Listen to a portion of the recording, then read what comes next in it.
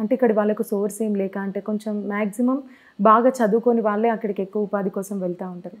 చదువుకొని అంటే ఇంకా మంచి సాఫ్ట్‌వేర్ జాబ్ అంటే కొంచెం మంచి పొజిషన్‌కి రావాలి అని అనుకున్న వాళ్ళు ఎక్కువగా యునైటెడ్ కింగ్డమ్ ఇట్లాంటి స్టేట్స్‌కి ఎక్కువ వెళ్తూ ఉంటారు.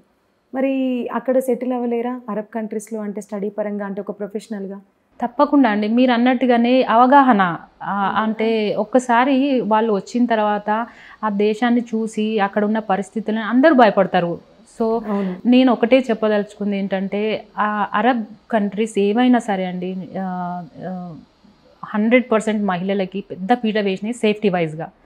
సో, ప్రతి ఒక్కళ్ళు నేను కోరుకునేది ఏంటంటే ప్రతి ఒక్కళ్ళు అక్కడి వరకి కూడా ఎళ్ళకుండా రండి గల్ఫ్‌కి రండి. మీరు చూడండి చదువుకున్న వాళ్ళకి ఇంకా ఈజీ వాళ్ళకి రూల్స్ అండ్ రెగ్యులేషన్స్ తెలుస్తాయి. వీసా అనేది ఏంటి?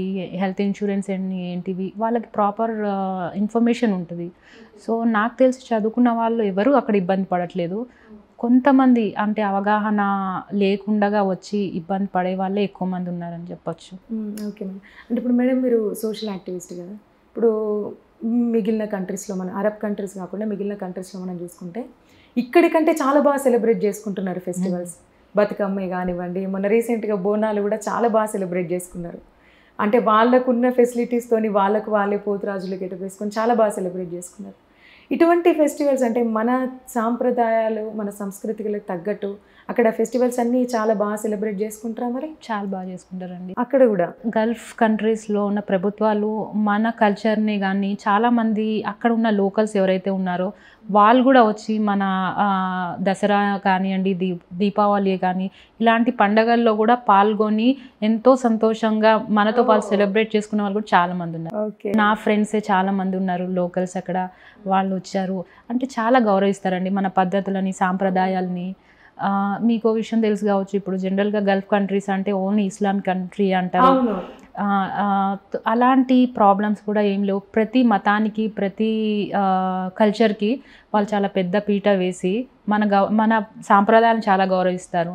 అంటే ఇస్లామిక్ కంట్రీలో అంటే మన తెలుగు అంటే తెలుగు అనే కాదు గానీ అంటే మన హిందూ టెంపుల్స్ కట్టారు అని అంటే మీరే ఊహించండి. అంటే వాళ్ళు ఎంత రెస్పెక్ట్ చేస్తారని మన కల్చర్‌ని గాని, మన హిందుత్వాన్ని కాకుండా క్రిస్టియానిటీ చర్చ్‌లున్నాయి.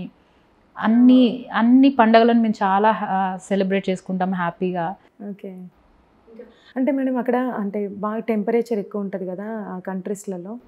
అక్కడికెళ్తే అంటే అక్కడ ఉపాధి కోసం అక్కడికెళ్ళి అక్కడ కొన్ని సంవత్సరాలుండి ఇక్కడికొచ్చిన తర్వాత వాళ్ళు చాలా సిక్ అయిపోతారు. అంటే హెల్త్ ఇష్యూస్ ఎక్కువ అవుతా ఉంటాయి మాక్సిమం చాలా మందికి. ఎందుకంటే ఆ టెంపరేచర్ వలన లేకపోతే అక్కడ క్లైమేట్ వలన ఎందుకలా అసలు?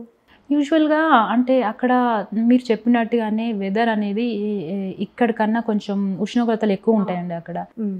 కొంచెం టైం పడతది. ఇప్పుడు ఎవరమైనా సరే ఒక టెంపరేచర్ నుంచి ఇంకొక టెంపరేచర్ ఉన్న కంట్రీకి వచ్చేసరికి ఆ బాడీ అడాప్ట్ అవ్వడానికి టైం పట్టుతది.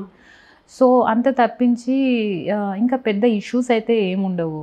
అది కామనే. మేము ఆల్మోస్ట్ 20 ఇయర్స్ నుంచి ఆ వెదర్‌కి అలవాటు పడిపోయాము. సో, అక్కడ గూడా సీజన్ వెదర్ కూల్ వింటర్ గూడా ఉంటుంది. సో, అలవాటయిపోయినాం గాబట్టి మాకు పెద్ద ఇబ్బందేమనిపించదు.